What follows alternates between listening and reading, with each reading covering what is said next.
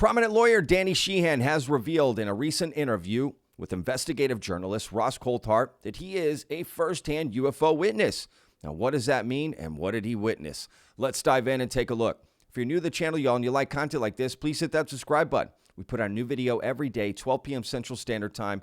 I do not miss a day. And we're trying to get to 20,000 subscribers, so join the vetted team. Please hit that like button.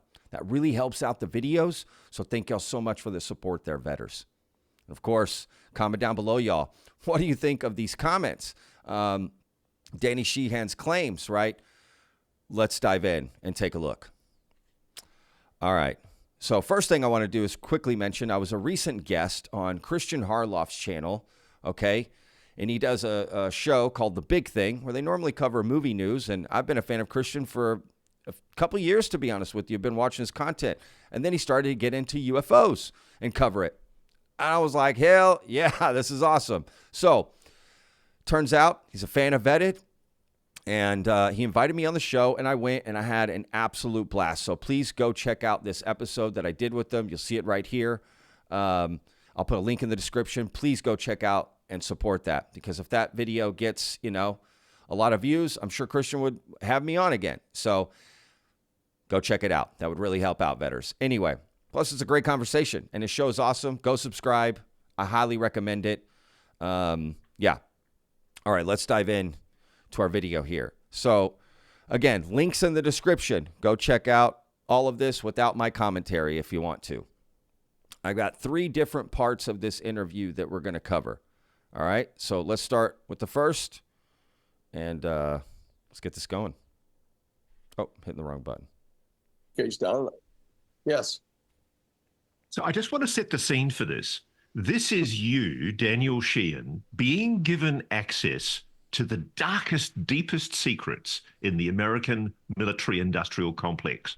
You've asked for and been given access to the UFO files, the secret files of Project Blue Book, the files the government denies exists.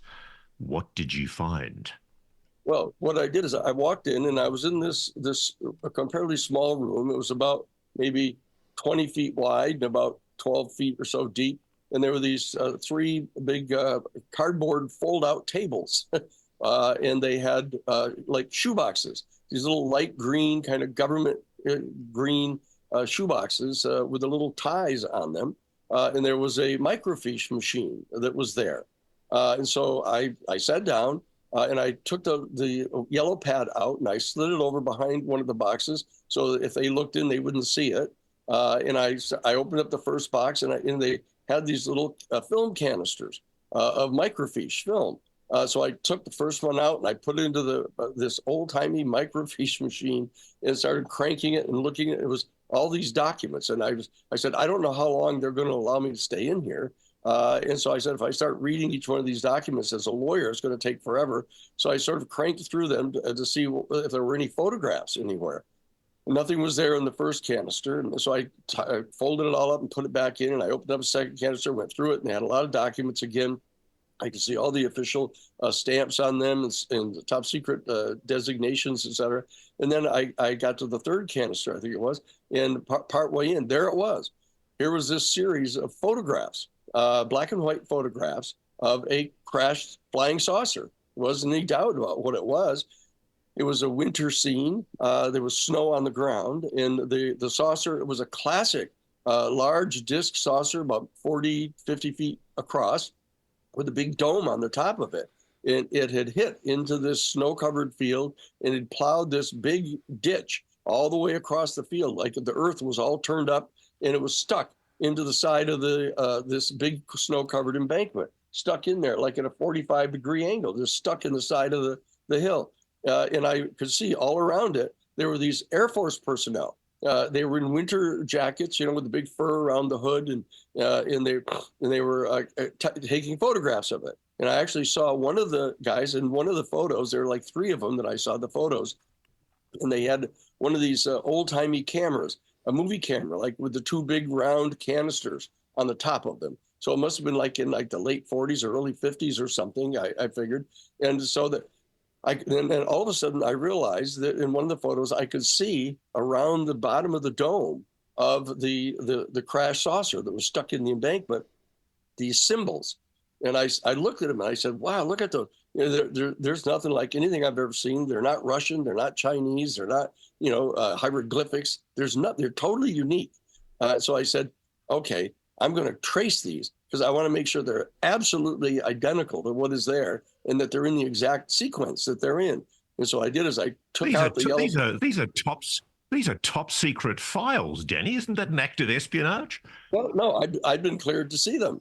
And so what I did is I took out the yellow pad, and interestingly enough, it's just one of those instinctive things. I opened up the yellow pad to the inside cardboard backing.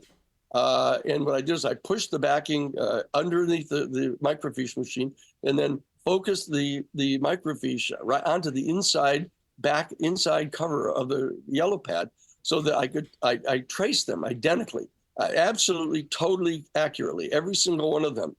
And there must have been about 8 or 10 of them that were all obvious. So I traced them in detail and I got them all done. I kept looking up to see if anybody was watching. And so I got all done and I closed the yellow. Now, just keep in mind, I am going to show you some copies of these tracings, okay, of these symbols, all right? So there's more to this, so stick around. And at the end, I do have some potential examples of something like he saw. Now, again, what I'm going to show you is not what I think he saw, but just to give you an idea. So stick around. Yellow pad, and I said, that's it. I got it. You know, that's a UFO, man. And look, it's got all these unique symbols on them. And so what I'm going to do is I'm going to put the stuff away. I put the little microfiche away, put it back in the box, took the yellow pad, stood up and put it under my arm. You know, I have my suit on, and I didn't put it inside my suit to try to hide it. I just stuck it under my arm. And I turned around and got up and walked out. I walked right straight out the door. And the two guys were kind of surprised. And I'm surprised and I think about it that I left as soon as I did, but I had the information and I said, I don't want to take any chances at all. So I left, I went out the door and I reached down and picked up my briefcase that was sitting there by the side and I started walking down the hall. And all of a sudden one of the guys said, hold it. Hey, hold it. And I stopped and he said, what is that you got there? And I said, oh, that's my briefcase. I just picked my briefcase up, which was there. He said, no, under your arm. What's under your arm there? Both of them came over to me and kind of loomed over me. And one of them reached over and yanked the yellow pad away from me and then ruffled through all the yellow pages. And there was nothing on them, of course. And then he kind of grumpily handed it back to me. And so I put it back under my arm and just turned around, picked up my briefcase and started walking down the hall. I hope I wasn't whistling, to try to get, but I went down the hallway and got into the elevator. When I got in the elevator, I opened up my briefcase and put the yellow pad in, got up and went up the stairs, and walked right straight out the door and went back to Jesuit headquarters. So that is 1976 when that happened? 77. That was the spring of 77. This all happened. He got elected in November 76. On November 19th is when he confronted. These are supposed to be the Project Blue Book files, okay? That Danny Sheehan, just to recap here, right? That Danny Sheehan is claiming in 1977, I think he just said, right? Claiming to have gone and check this out. Now, keep in mind, who is Danny Sheehan? Remember, during this time, Danny Sheehan had helped investigate Watergate, the Pentagon Papers. I mean, Danny Sheehan is not just anybody, right? He's a very prominent lawyer with a huge history in civil rights and, helping Native Americans. And again, he's been involved with a lot of non-UFO cases, right? And worked for some of the biggest law firms in the country. He's got, he studied at Harvard, right? But with all that said, he has also said a lot of things that are, I don't know another way to put it, really out there, right? And for the average person, very hard to sort of, compute, right? So remember, I've always brought up on this channel, like, what does firsthand witness mean, right? Firsthand knowledge. We hear that all the time, right?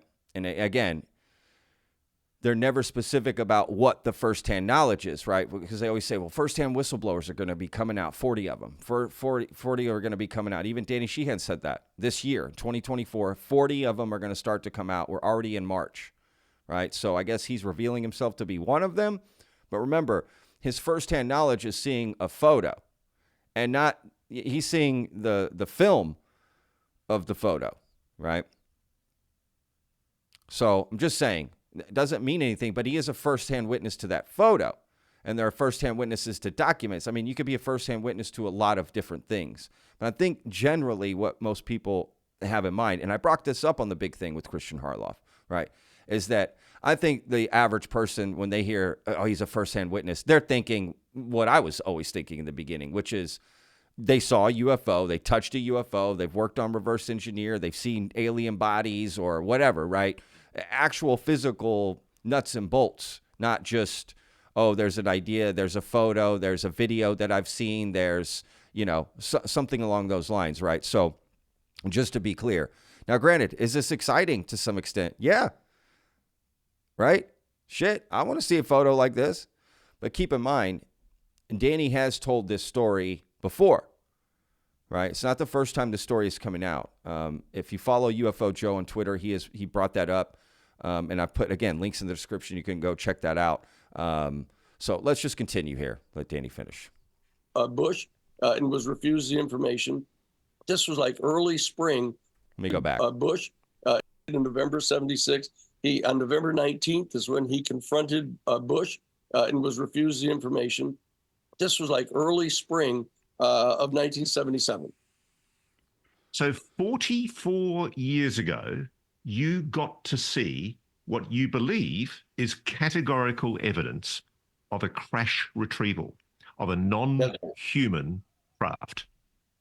Well, I knew that these symbols were not from anything I'd ever seen on the planet, and I had a fairly extensive.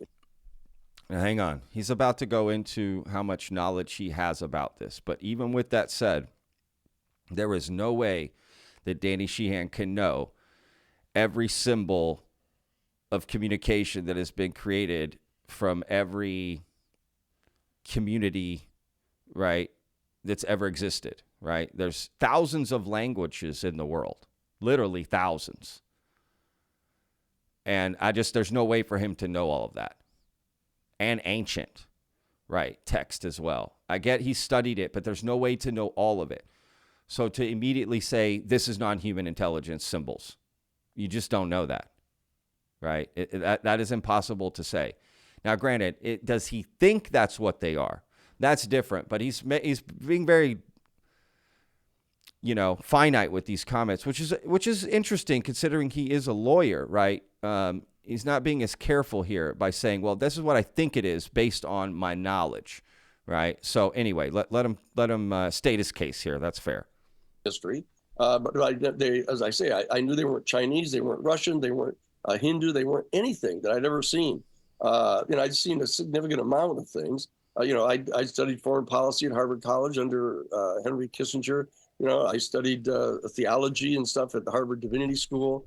I'd studied different legal texts. I was, in fact, the legal research assistant for Professor Jerome Cohen, who was the head of the International Law Department at Harvard. So I'd done lots of investigation about Chinese history and Chinese law. Nothing. These symbols were like nothing that I'd ever seen anywhere on Earth.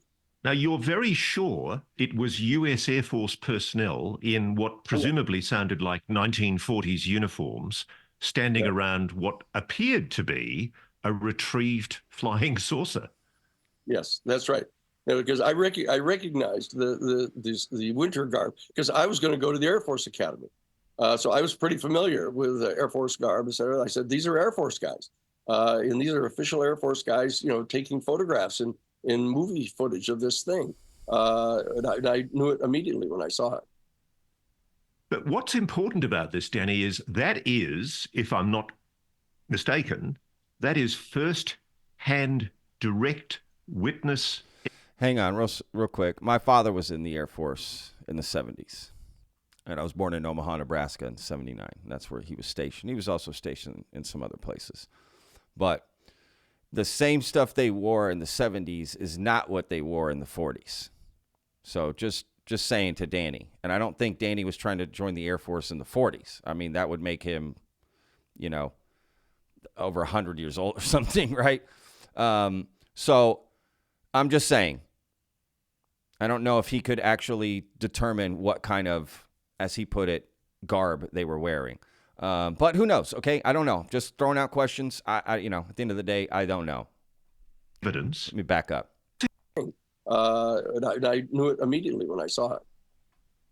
But what's important about this, Danny, is that is, if I'm not mistaken, that is first-hand direct witness evidence from you of a UAP, a flying saucer, a non-human craft. Think about that question. It's a little loaded from Ross, and I appreciate Ross. He is trying to clarify. To be honest, when you watch this interview, he's a great interviewer, okay? He really is. And he asks great questions, and he sets the scene, and he sets up stuff, and I really do appreciate the way he presents things, if I'm being honest. And I'm looking forward to this new show he has. By the way, that's what this is. So shout out to Ross. He's got a new show called Reality Check on NewsNation. According to him, they're not only going to cover UAP or UFOs, right? They're going to get into other topics that he's interested in. But let's be real. Again, firsthand, direct witness knowledge, right? The way that sounds. And then you're like, well, it's just a photo, right? Now, granted, this is what I mean when, whether it be journalists or ufologists or UFO researchers, when they say I have sources and they have direct witness, knowledge.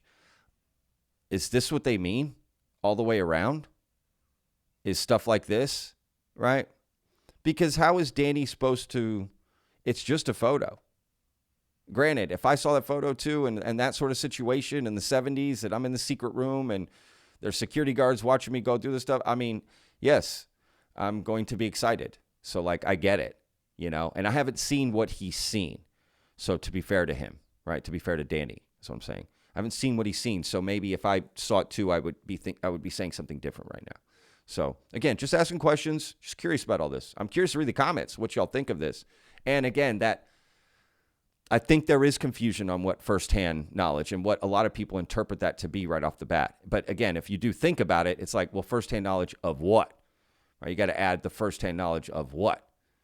Of a document, of a photo, of a conversation, right? Because I think most of us, again, think craft or bodies. So anyway, let him finish here. There's a couple minutes on this clip, and I go to the next one. Well, it was exactly as I said. See, Danny's careful here to not say, yes, that is, right, non-human, definitively. There's no doubt that it was a non-human craft. Well, it was exactly as I said. There's no doubt that it was a flying saucer. That was absolutely clear. And there wasn't any doubt that it was crashed. And it wasn't any doubt that there were no symbols of anything on Earth that were on it. Again, he has no way to know that.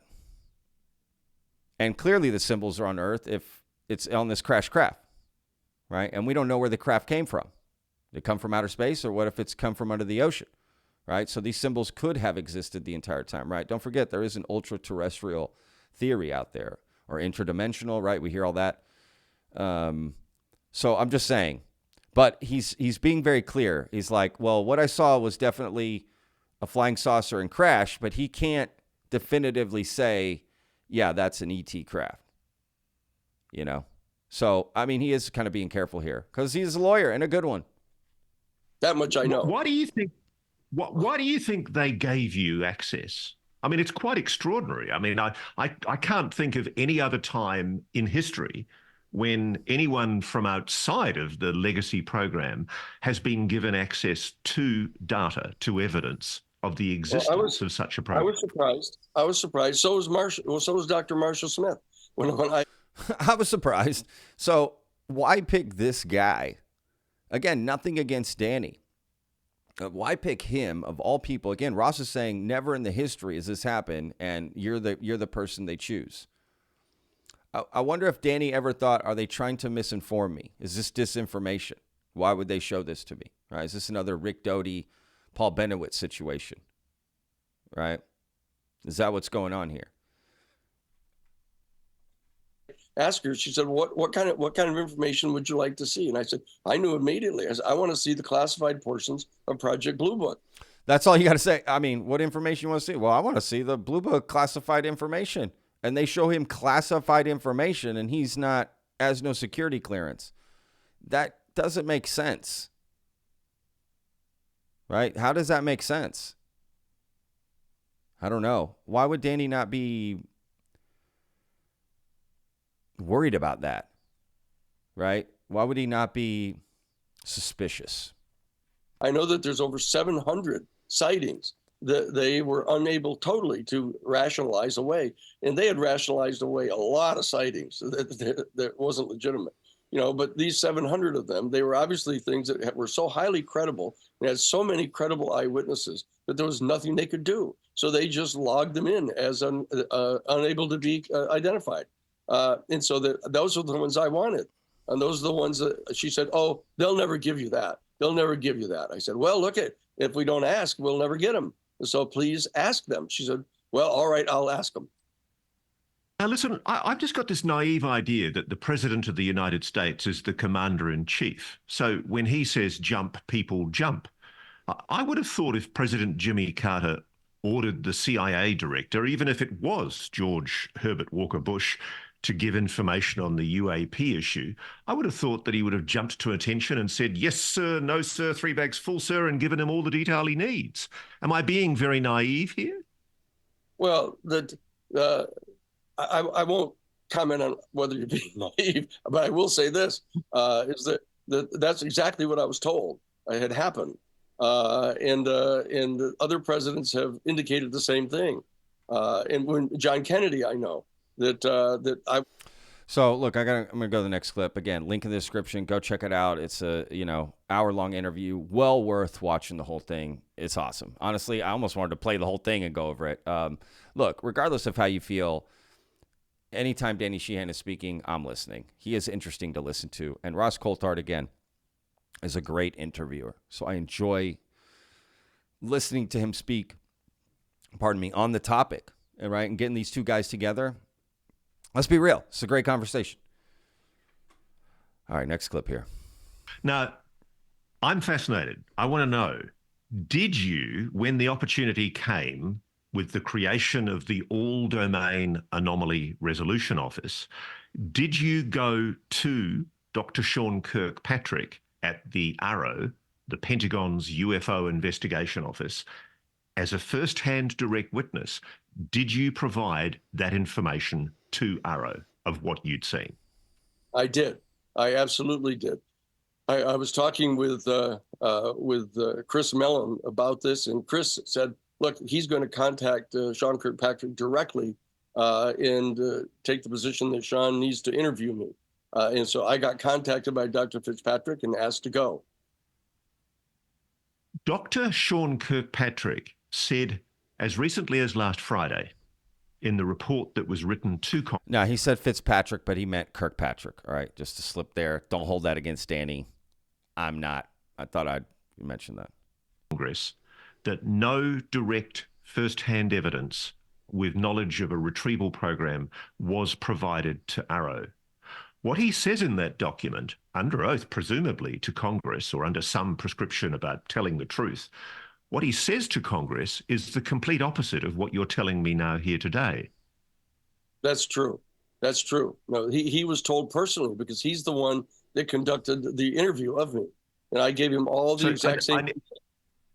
I don't want to drag you into a defamation case, Danny, but this is a very, very important point. Yeah. There are obligations on officers of the state, people acting under congressional rule legislation. Dr. Sean Kirkpatrick was operating according to law, tasked by statute of Congress to prepare a truthful and accurate report. Now, I'm asking you, did Dr. Kirkpatrick lie when he gave you, did Dr. Sean Kirkpatrick lie when he made the assertion that there was no direct first-hand witness evidence provided to ARROW of a crash retrieval? I provided him under oath the exact same information that I've given to you. And the question is whether he was taking some weird position that, well, that was a photograph and it wasn't on site, that I didn't lay my hands on the craft. And I could tell from the way the report was written, it was kind of wiggle language of trying to pretend that somehow they had no direct evidence. But I mean, look, if I'm being honest, I think that's what a lot of people want. You weren't there at the site. Like, again, it is a photograph that could have been faked. We don't know if that's real. That if this is the greatest discovery in mankind, we need more than that. All right. So I can understand that point. I don't know if that's direct. I don't see that as direct. I see it as indirect because it's through the photo, right? Not actually at the site.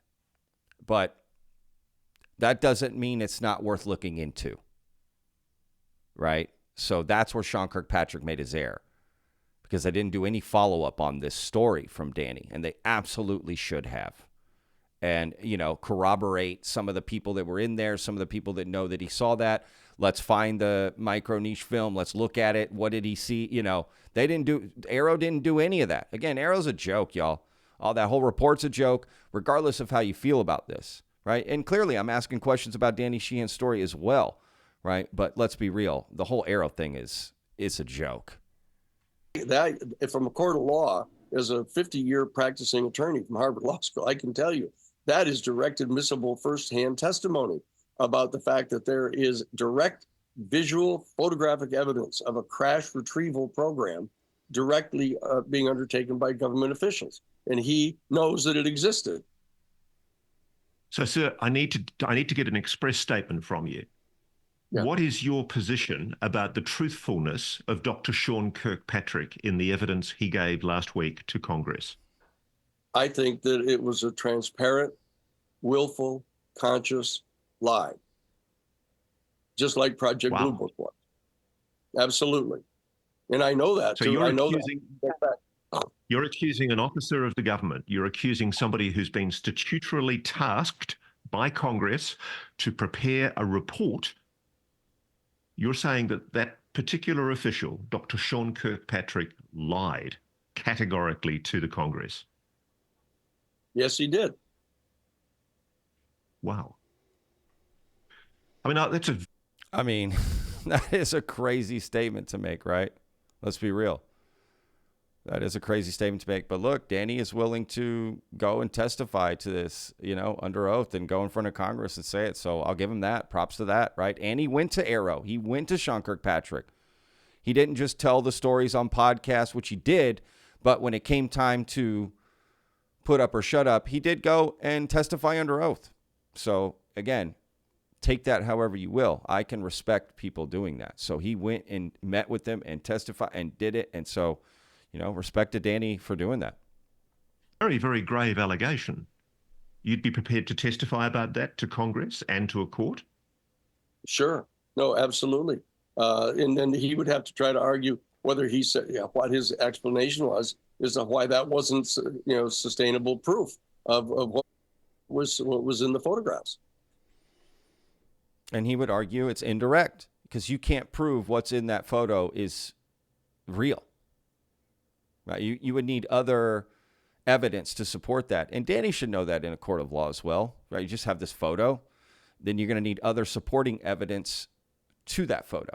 People at the site, pieces of that craft, maybe some of that video footage, right? Other testimony of people on the ground, right? Witness to it.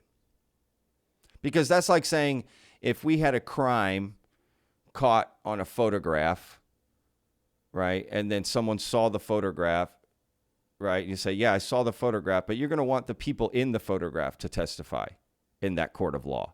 Or let's say there was a video, right? The person that sees the video does not then become a witness. They are, but it not in the same way as someone who would be there physically for the crime, who saw it in the moment, right? No video, no nothing, not through another filter, right? Again, but even back then, faking something like that would have been really difficult, in my opinion. So, to be fair to Danny, right, into the story, it sounds like faking what he saw on this film, right? And again, contextually, we'd have to remember there's all these documents with it as well. So, again, just trying to be fair to Danny, that is true. But I can, again, see the other side of, that's not enough. That's not enough, man. It's a start. It's worth looking into. That's for sure. That I agree with. So, look, let's leave that there. Now, let's look at these tracings of these things. All right. Hang on a second here. Let's...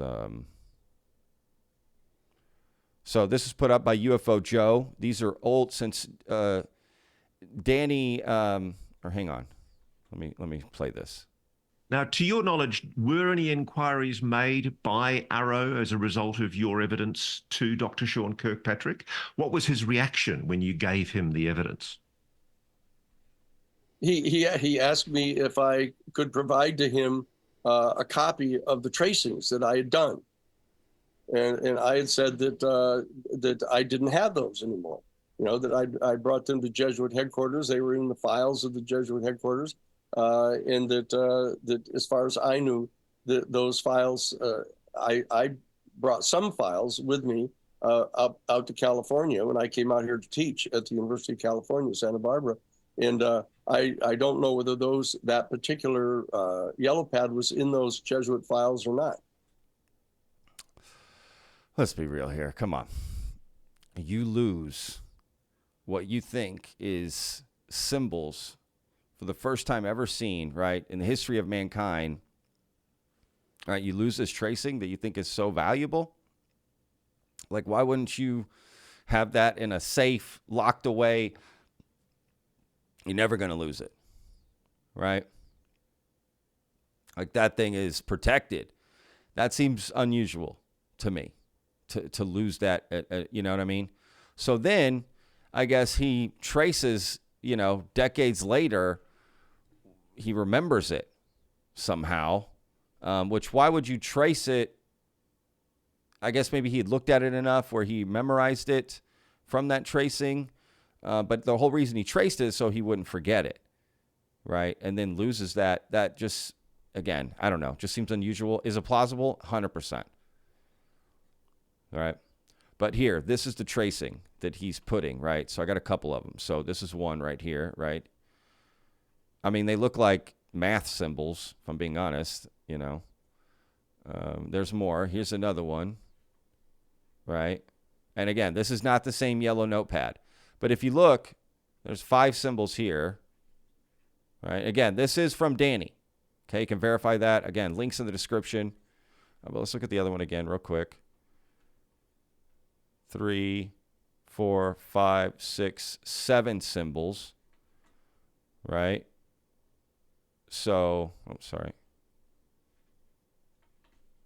So 7, verse 5.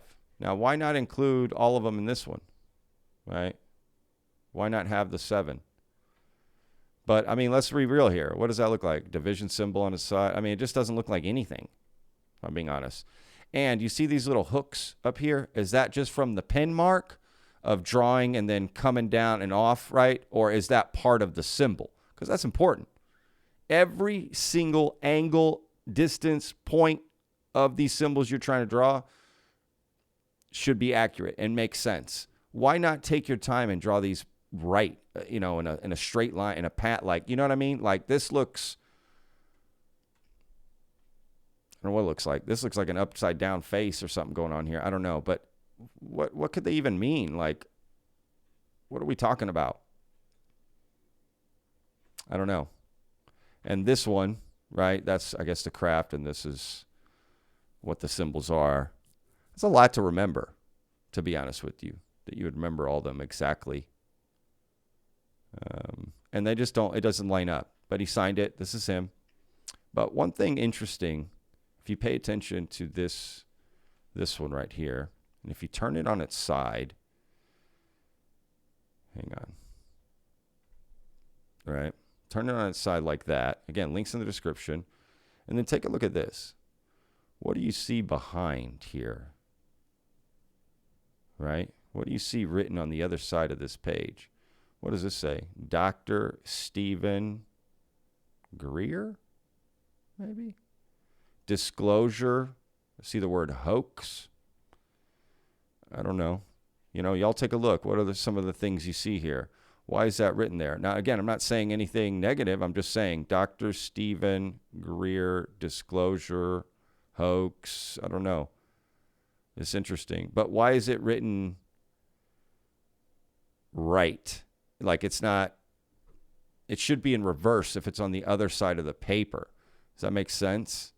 Or this is a blank paper on top of it and you can just see through because of the light used, right? See the shadow here? Looks like they put light on it to get this and it bled through and you could see that. But what does that mean? Yeah, I don't know, right? But it's interesting. Again, I'm not saying anything negative. There's a lot to this you can't read. So it could be a whole sentence and like disclosure is not a hoax, right? Like, just to be fair, I'm just saying that's interesting. What does all this mean? So,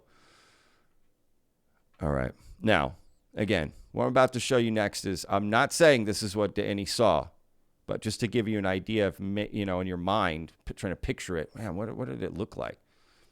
Maybe something like this, right? Maybe something like this. Now, granted, this is from a Russia UFO crash and recovery, 1968. Shout out to David on Twitter who sent me this. I forgot. I have seen this before.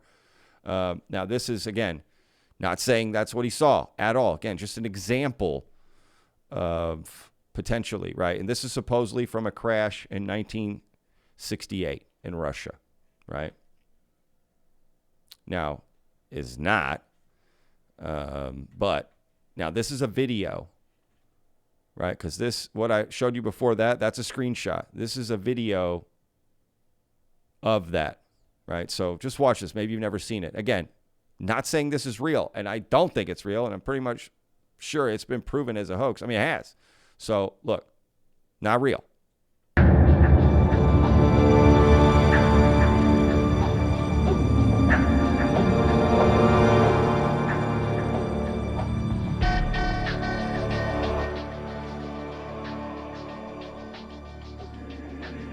In fact, I'm going to mute that music in case it's copyright.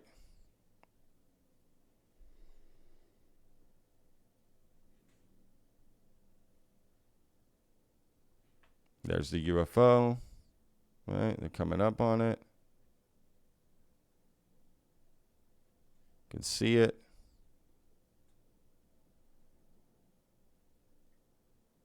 There it is, right there. Again, not real. But this could be something of what it looks like. Now, let me scrub through, right? They walk up to it. Look at that. There's the crash.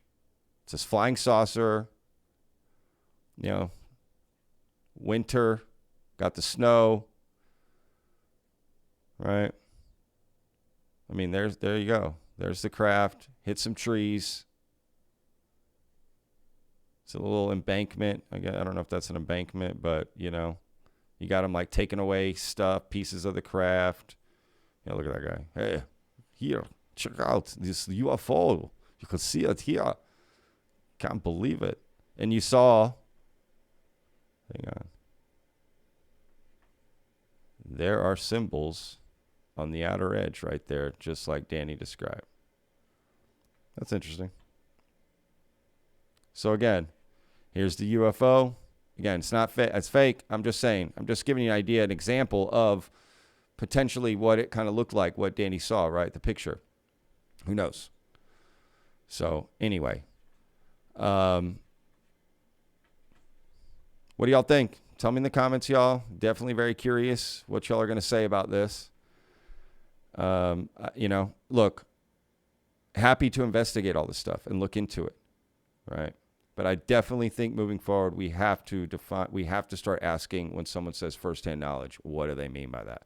That should be the question right out of the person's mouth that hears that.